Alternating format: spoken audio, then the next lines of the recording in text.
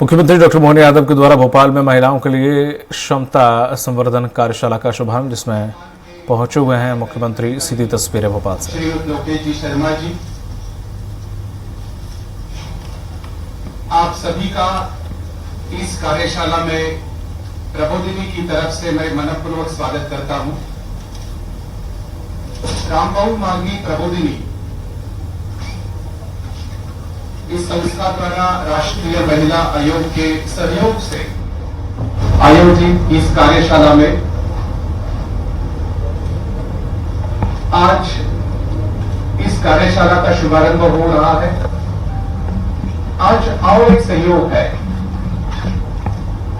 आज 23 अगस्त है।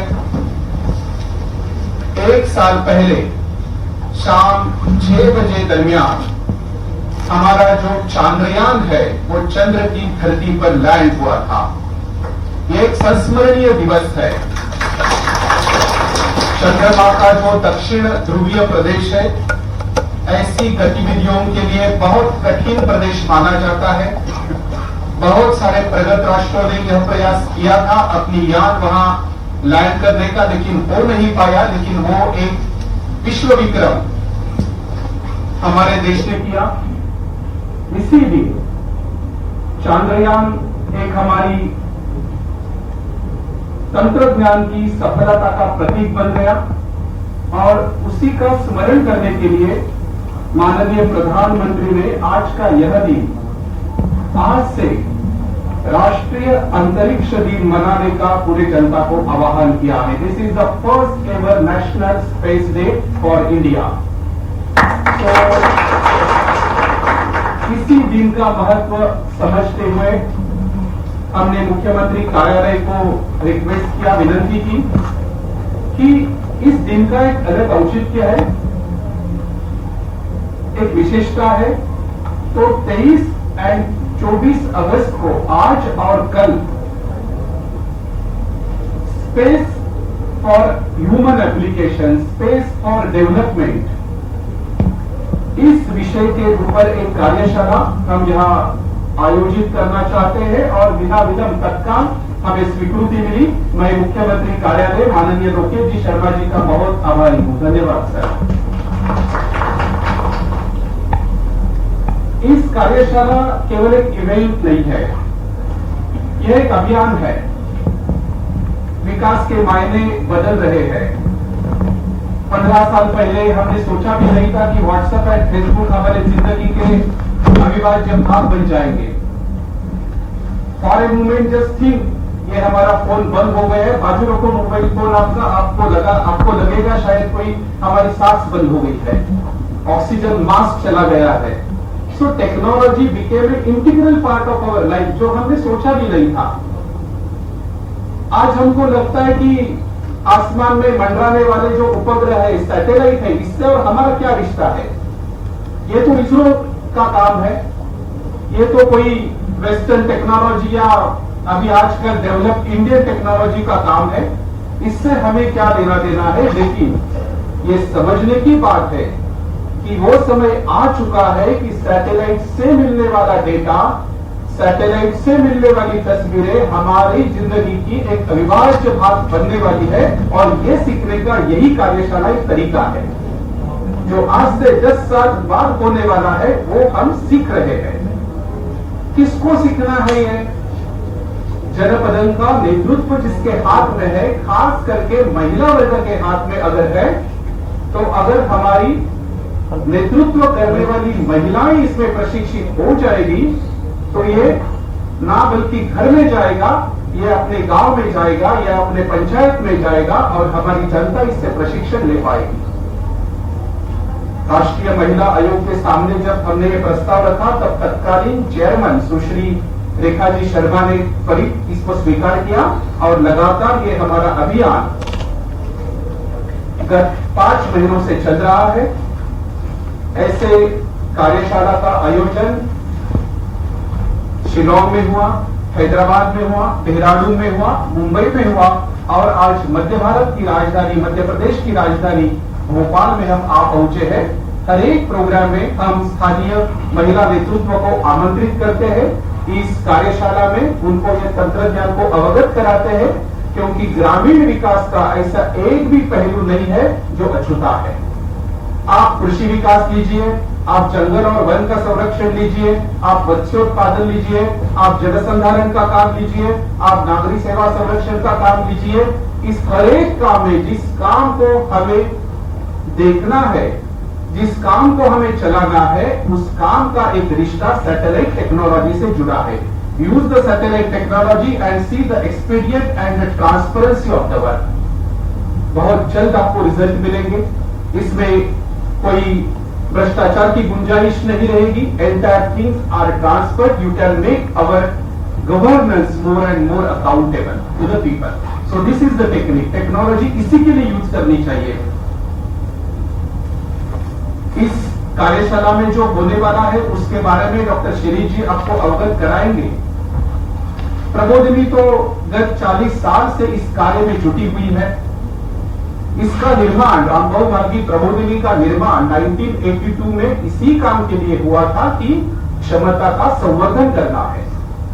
समाज और देश चलेना की जिम्मेदारी जिन दो घटकों के ऊपर है, उसमें एक है लोगों से जो चुनकर आते हैं ऐसे जनप्रतिनिधि, और जो सामाजिक संस्था चलाते हैं ऐसे सामाजिक संस्थाओं के कार्यकर्ता, और उसके साथ साथ शासन प्रशासन चलाने वाले अधिकारी, government officials and elected representatives, उनके साथ सोशल एक्टिविस्ट। ये तीन घटकों का क्षमता संवर्धन करना ये प्रबोधिनी का प्रमुख उद्देश्य है।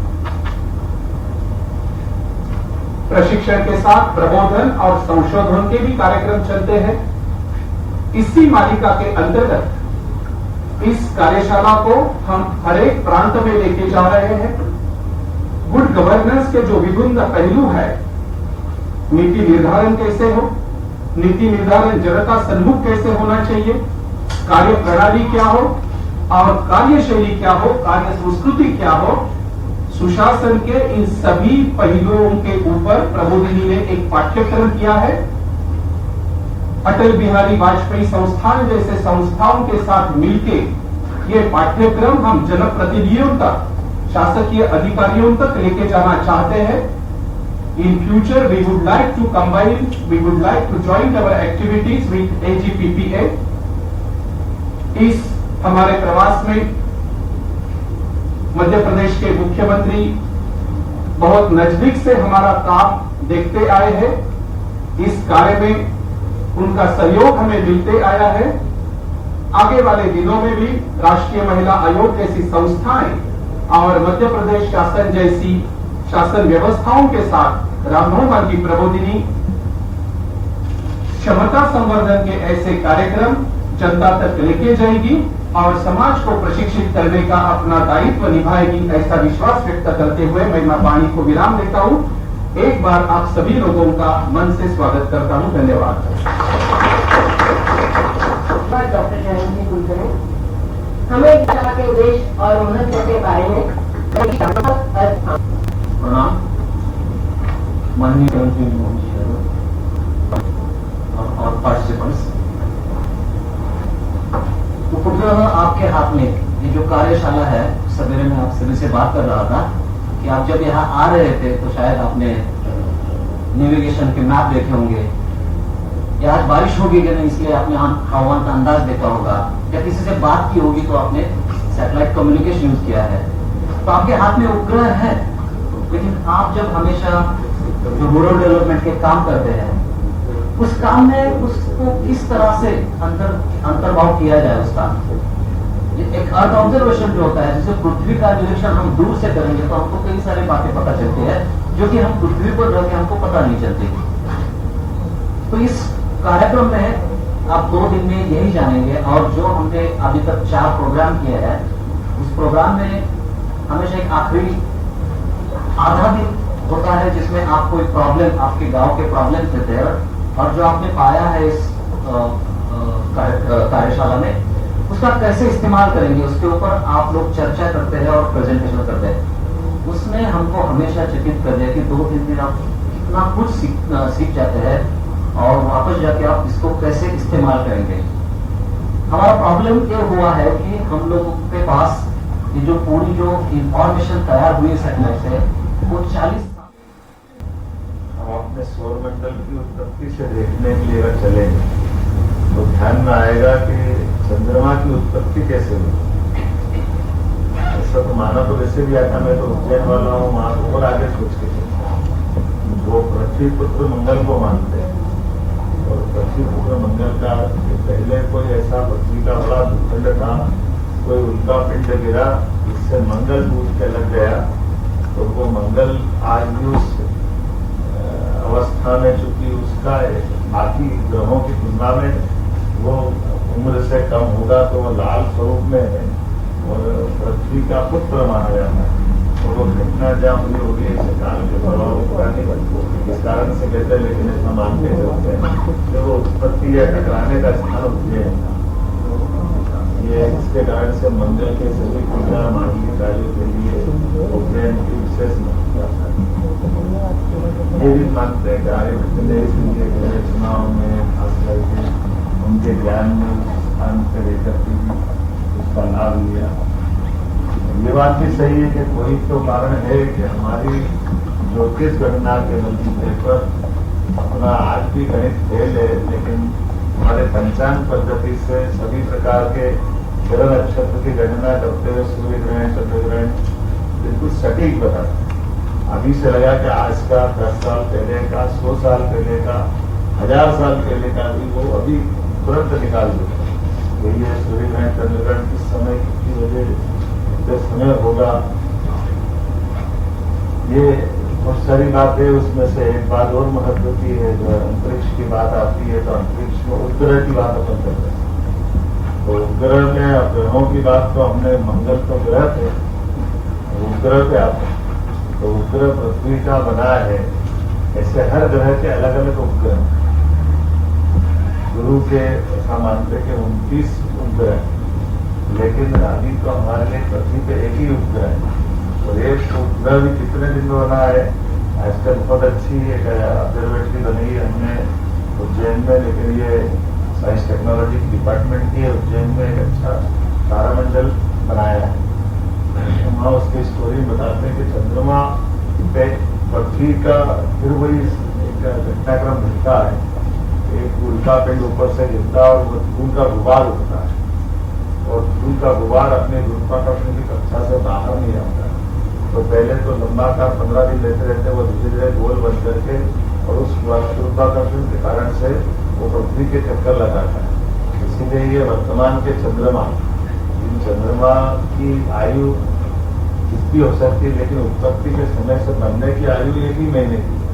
1 महीने के अंदर चंद्रमा अपनी इस ग्रह के चारों ओर चक्कर लगाने लगा। अब वो उल्कापात कब हुआ होगा मुझे नहीं मालूम, ये भी इसे लंबा हो सकता है, लंबा समय है। लेकिन हमारे अपने इस अंतरिक्ष वाले घटनाक्रम में एक उल्कापात मोदी जी के समय हुआ, तो हमारी एक बेटी ने जाकर के चंद्रमा के दक्षिणी ध्रुव में अपना चंद्रयान उतारा। ये है ना, चंद्रयान 3 की लैंडिंग हुई ना, जिसके कारण से अंतरिक्ष देखा हमारा चंद्रमा चालू हुआ, जिसको अपनी दशा में बात कर सकते हैं। और इसीलिए मुझे इस बात की प्रसन्नता है कि आज के लिए जो बात रही अपने बीच में, तो मैं नाम देख रहा था बेटियों की, तो चंद्रमा पे तिरंगा लहरा करके डंका बजाने वाले चंद्रयान 2 की भी डायरेक्टर एक महिला वैज्ञानिक मुठैया विनीता जी, मैं उनको बधाई देना चाहता हूँ जिनके कारण से। और चंद्रयान 3 की भी डायरेक्टर ऋतु करिधल, ये भी 54 महिलाओं बहनों के साथ में उन्होंने ये कमाल किया, इसलिए उनको भी बधाई देता हूँ। वैज्ञानिक निगार साजी महिला जो केवल अब चंद्रयान और इसकी बात नहीं कर रहे, तो मंगलयान की बात कर रहे हैं, आदित्ययान की बात कर रहे हैं, हर एक में बहनों का योगदान है। और रक्षाबंधन गया नहीं, अभी इसी महीने चली रहा, समझ दो। तो हमारे लिए ये निगार साजी महिला ने, हमारी बहन ने आदित्य L1 उपग्रह का भी इन्होंने ही नेतृत्व किया, इनको भी बधाई देता हूँ। ये पहली हमारी ऐसी बहन है जिसने अंतरिक्ष की ये सौर वेधशाला की प्रोजेक्ट डायरेक्टर बनी, उनको भी बधाई देता हूँ। बात जब कर रहे हैं तो बहुत सारे और भी नाम है जिनका विश्व पटल पे अपना महत्व है। एक जानकी अम्माल है, एक असीमा चटर्जी है, अन्ना मणि है, किरण मजूमदार है। ये सभी महिला वैज्ञानिक है जिनका हाँ है ना, सुनीता विलियम है। ऐसे कई सारे हमारी बहनों का अपना बड़ा अलग प्रकार का है। दवाई के क्षेत्र में भी कोवैक्सीन बनाने में महिला वैज्ञानिक डॉक्टर स्मृति, इनका बड़ा योगदान। इनने केवल इस कोवैक्सीन के टाइम पे ये कोविड में ही मदद नहीं की, ये जीका और चिकनगुनिया में भी इन्हीं का योगदान रहा। तो आज के इस अवसर पर मुझे तो आनंद आया कि हमारे बेटों से आगे बेटियां आगे बढ़ रही, जर्मनी में अपना घंटा तो आप सबका वंदन है, अभिनंदन है। मैं उम्मीद कर रहा हूँ कि स्पेस साइंस की बात आ रही है और इस तरह से नई टेक्नोलॉजी में निश्चित रूप से हमारे अपने इस पूरे अभियान में अपने सरकार यशस्वी प्रधानमंत्री के साथ आपके साथ कदम से कदम मिलाने के लिए तैयार है। और स्वदेशी सैटेलाइट की जो आपने कल्पना की, मैंने उसको नोट किया है। प्रदेश सरकार तुरंत दिशा में विचार करेगी, जो हो सकता वो जरूर करेंगे। मेरी अपनी ओर से धन्यवाद।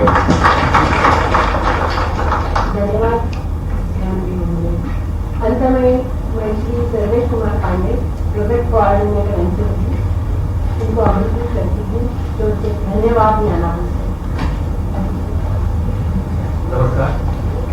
राष्ट्रीय महिला आयोग की तरफ से मध्य प्रदेश के यशस्वी और जनप्रिय मुख्यमंत्री का हार्दिक आभार कि वो इस कार्यक्रम में कार्यक्रम में आए, जो उनकी महिला सशक्तिकरण के प्रति एक अग्रणी नेतृत्व है, जिसकी भूमिका जो दिखाता है कि वो इस प्रोग्राम इतना ज्यादातर जो मुख्यमंत्री या बड़े नेतृत्व होते हैं वो ज्यादातर बहुत बड़ी उसमें आते हैं, लेकिन ये स्तर का एक महिला सशक्तिकरण के प्रति कमिटमेंट है कि और ये आज अंतरिक्ष प्रोग्राम था तो आउट द बॉक्स भी तक की थिंकिंग है कि वो प्रोग्राम में आए। इसलिए राष्ट्रीय महिला आयोग की तरफ से हार्दिक धन्यवाद करता हूँ।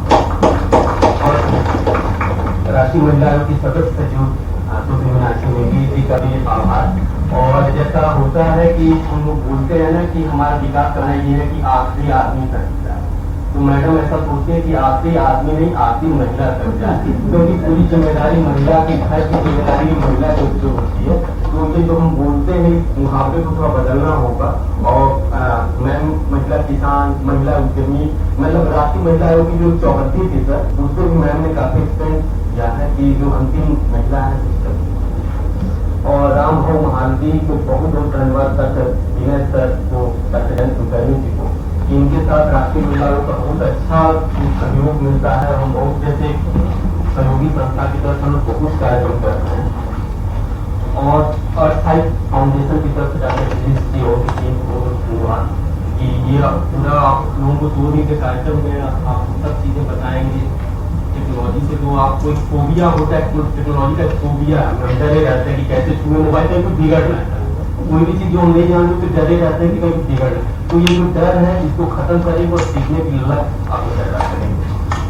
और Atal Bihari Vajpayee institute of food governance doctor Lokesh Sharma ji को, डॉक्टर विश्वकर जी को और आप पूरी टीम को बहुत बहुत धन्यवाद।